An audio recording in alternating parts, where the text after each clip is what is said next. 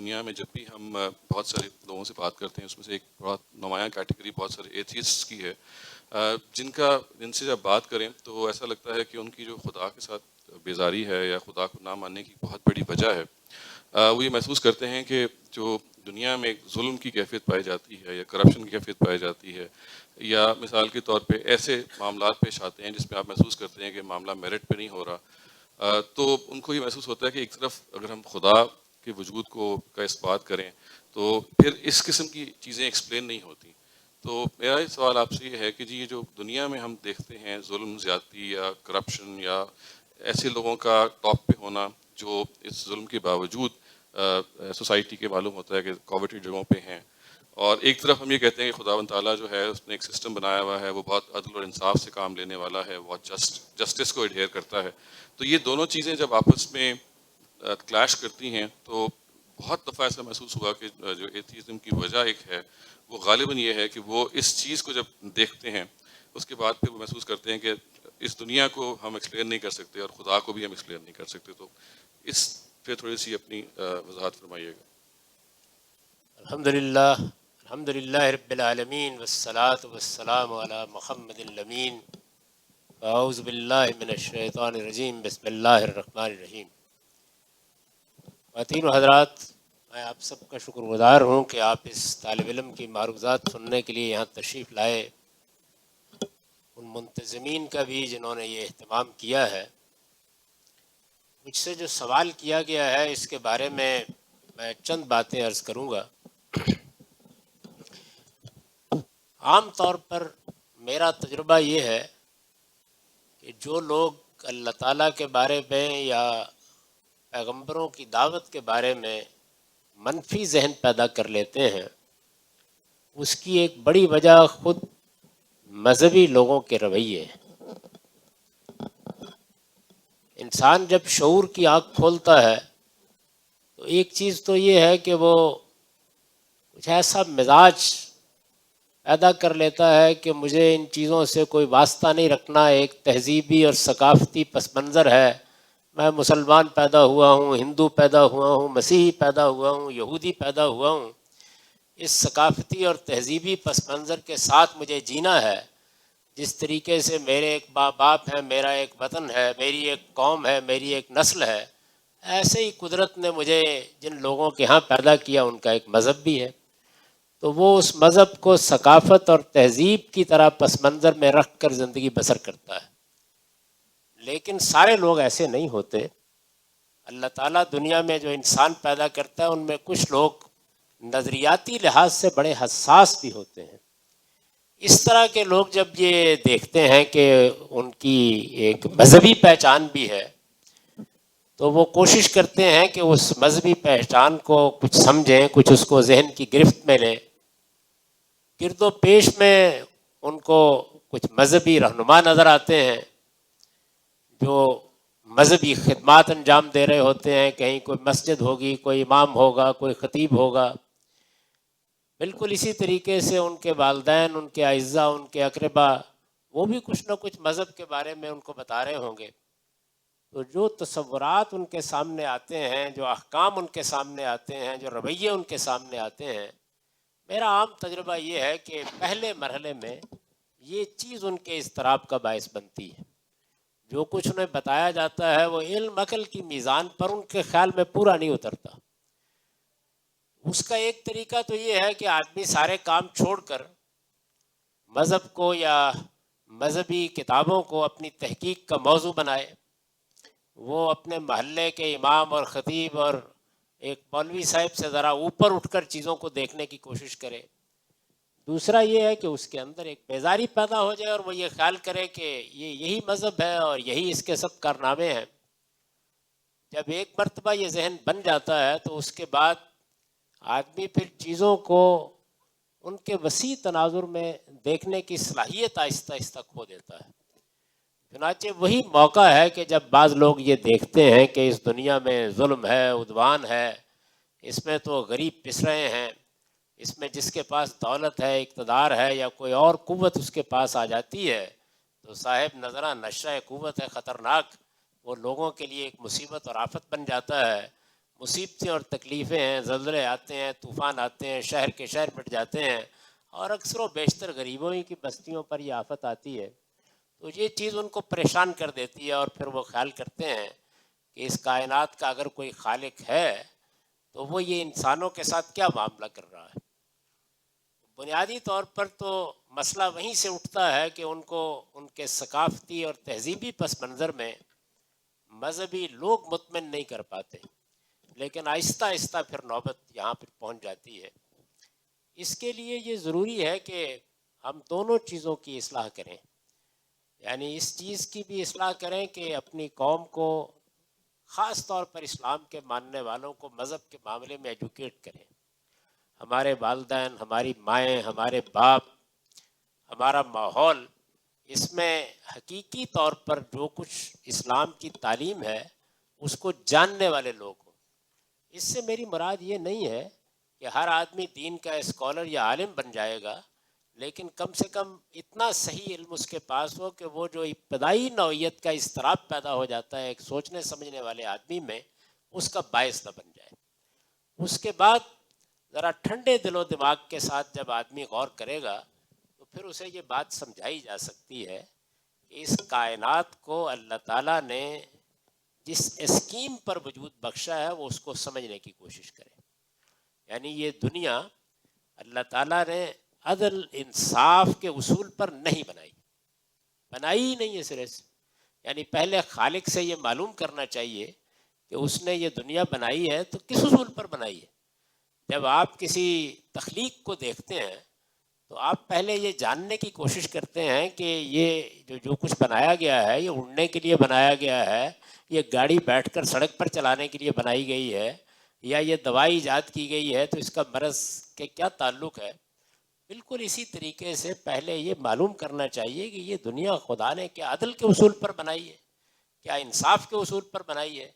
انبیاء علیہم السلام نے یہ بتایا ہے کہ ایسا نہیں ہے۔ یعنی اگر تو خدا کے پیغمبر یہ بتا رہے ہوتے کہ یہ عدل اور انصاف کے اصول پر بنی ہوئی دنیا ہے، خدا عادل ہے، اس نے عدل و انصاف کے مطابق انسان کو وجود بخشا ہے اور اسی اصول پر دنیا کا نظم چلا رہا ہے، تو پھر یہ اعتراض ٹھیک تھا۔ لیکن ایسا نہیں ہے۔ اللہ کے نبیوں نے یہ بتایا ہے اور اس کی منادی کی ہے کہ یہ دنیا ایک عارضی دنیا ہے۔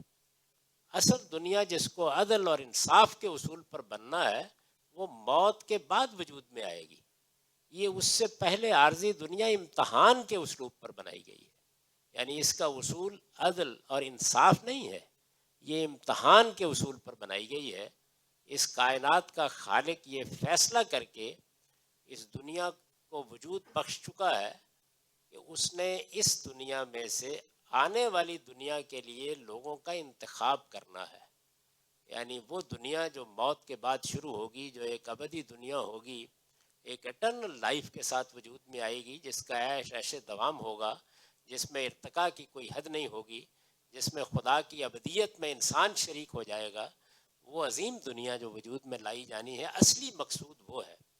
اس سے پہلے اس دنیا میں داخلے کے لیے ایک امتحان گاہ بنا دی گئی ہے۔ تو امتحان گاہ کے لیے تو لازمی اصول یہ ہے کہ اس میں انسان کو اختیار دیا جائے، کیونکہ اگر اختیار نہیں ہوگا تو پھر امتحان بھی نہیں ہوگا۔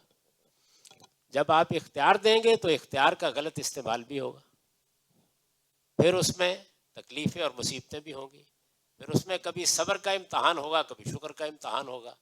تو اگر آپ اس زاویے سے دیکھیں، یعنی اس دنیا میں خدا کی اسکیم کو سمجھ کر اس کو دیکھیں، تو اس سے زیادہ پرفیکٹ دنیا امتحان کے لیے نہیں بنائی جا سکتی۔ یعنی عدل اور انصاف کے لحاظ سے دیکھیں تو یہ حقیقت ہے کہ اس دنیا کو دیکھ کر آدمی خیال کرتا ہے کہ تو رام کی لیلا ہے، یزنا کی تماشا گاہ ہے، یہ تو کوئی کھلنڈرے کا کھیل ہے۔ لیکن اگر آپ اس کو امتحان کے زاویے سے دیکھیں تو یہ ایک پرفیکٹ اور کامل دنیا ہے۔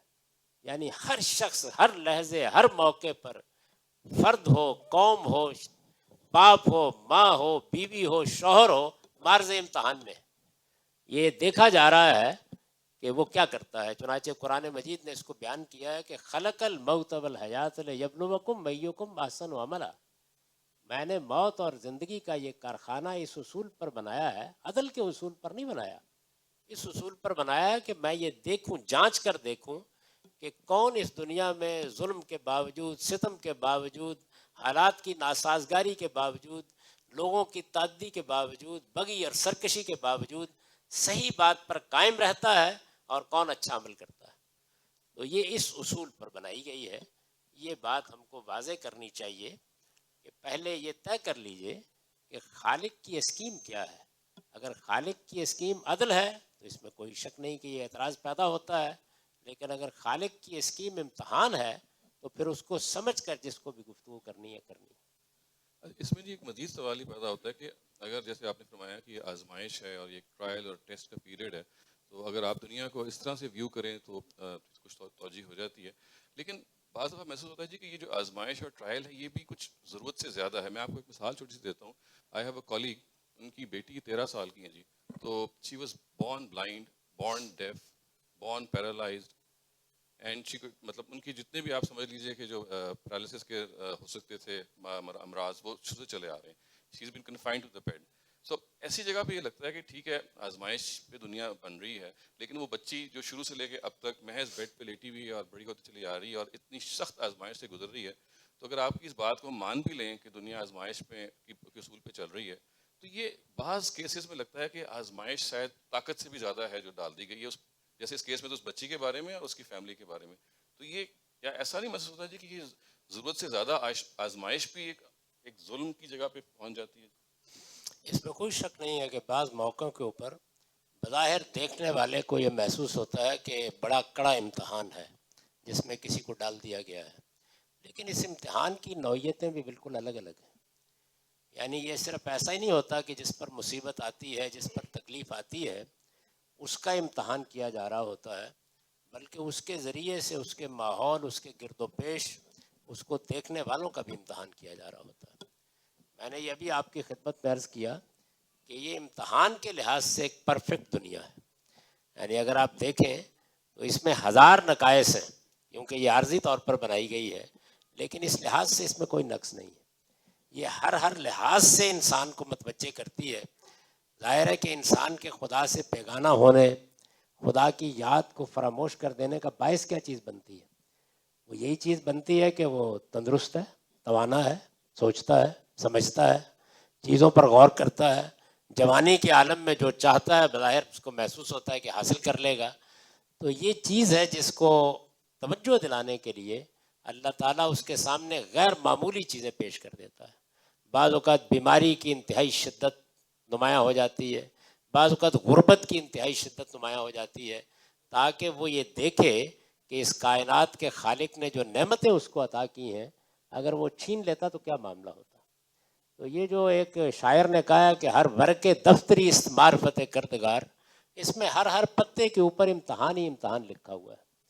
اصل میں ہم بعض اوقات یہ خیال کرتے ہیں کہ شکر کا امتحان جن کو اللہ بہت دیتا ہے، بڑی نعمتیں عطا فرماتا ہے، وہ کوئی آسان امتحان ہے.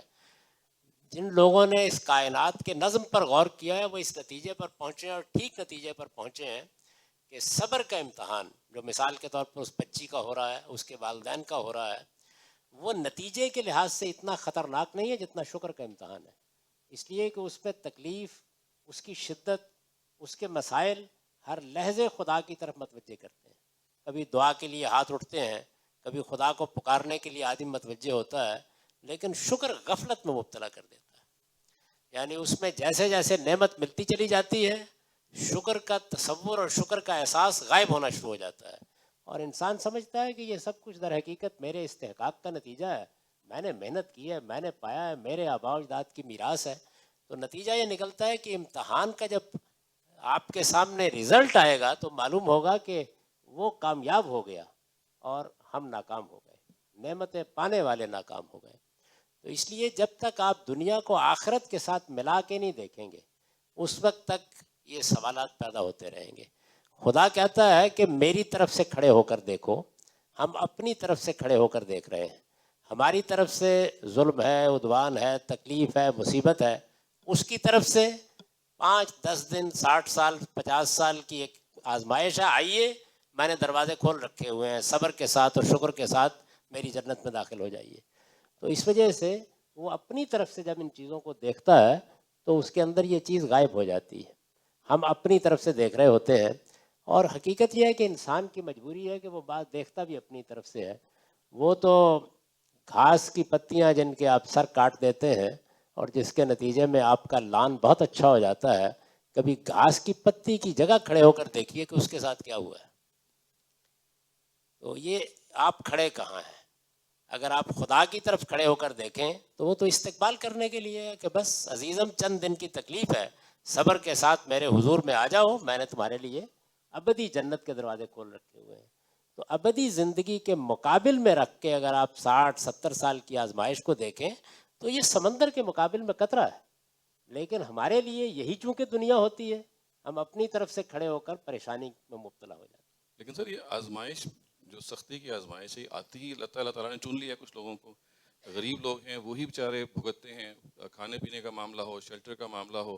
یعنی معلوم ہوتا ہے کہ جیسے ہم کہتے ہیں نا خانہ انوریرا کو جا باشد، یعنی وہ جو بلا آتی ہے وہ انہی پہ آتی ہے، آزمائش آتی ہے انہی پہ آتی ہے. آپ نے فرمایا کہ امیر لوگوں کی بھی آزمائش ہوتی ہے اس لیے کہ اگر ان کے پاس دولت زیادہ ہے تو اللہ تعالیٰ سے غافل ہو جاتے ہیں. لیکن وہ جو بدنی آزمائش ہے، وہ آزمائش جو آپ کو تکلیف میں مبتلا کر دیتی ہے، وہ تو ویزیبلی نظر آتا ہے کہ خدا نے شاید غریب لوگوں کو چن لیا ہے کہ وہ انہی کو آزمائیں گے اس طریقے سے. انسانوں کو 2 حصوں میں تقسیم کر دی ہے، یعنی کچھ کو صبر کی آزمائش میں مبتلا کر دیا، کچھ کو شکر کی آزمائش میں مبتلا کر دیا. یہی ہونا چاہیے تھا. اگر آزمائش اور امتحان اسی طریقے سے عدلتا بدلتا رہتا تو پھر وہ قائم ہی نہ رہتا. یعنی وہ لوگ کہ جن کو شکر کی آزمائش میں مبتلا کیا ہے وہ کبھی یہ خیال ہی نہ کرتے کہ صبر بھی کوئی چیز ہے، اور جن کو صبر کی آزمائش میں مبتلا کیا ہے ان کے لیے وہ دنیا ہی صبر کی ہوتی، اس لیے کہ ہر آدمی کبھی نہ کبھی نشیب اور فراز میں گر رہا ہوتا. تو وہ پھر امتحان ختم ہو جاتا. اگر آپ اس کو امتحان کے زاویے سے دیکھیں گے تو اس کے لیے صحیح طریقہ یہی ہے کہ ایک حصے کے ساتھ ایک معاملہ کیا جائے، دوسرے کے ساتھ دوسرا معاملہ کیا جائے، اور وہی ہوتا رہتا ہے. اس لیے وہ جب بھی کوئی بلا آسمان سے آتی ہے تو یہی پوچھتی ہے کہ خانہ انوری کو جا باشد. وہ آ کے اس لیے پوچھتی ہے کہ اگر اس کو خدا عدلتا بدلتا رہے تو پھر لوگ متنبع ہو جائیں، غفلت میں مبتلا نہ رہیں، پھر انہیں احساس ہو جائے. کبھی کبھی تبدیل بھی کر دیتا ہے، آسمان سے اٹھا کے زمین پہ پھینک بھی دیتا ہے. اور کبھی وہ لوگ کہ جن کی زندگی بڑی تکلیف میں، بڑی مصیبت میں شروع ہوتی ہے، ان کے لیے عظیم نعمتیں بھی پیدا ہو جاتی ہیں. لیکن عام طور پر ایسا نہیں کرتا. اس کی وجہ یہ ہے کہ انسان کو اگر دنیا میں کشف حجاب کر دیا جائے، پردہ اٹھا دیا جائے، تو امتحان ختم ہونا شروع ہو جاتا ہے. امتحان کو اپنی کامل شکل میں قائم رکھنے کے لیے ایک حصے کے ساتھ ایک معاملہ کر رہا ہے، دوسرے حصے کے ساتھ دوسرا معاملہ کر رہا ہے، کبھی کبھی البتہ تبدیل کر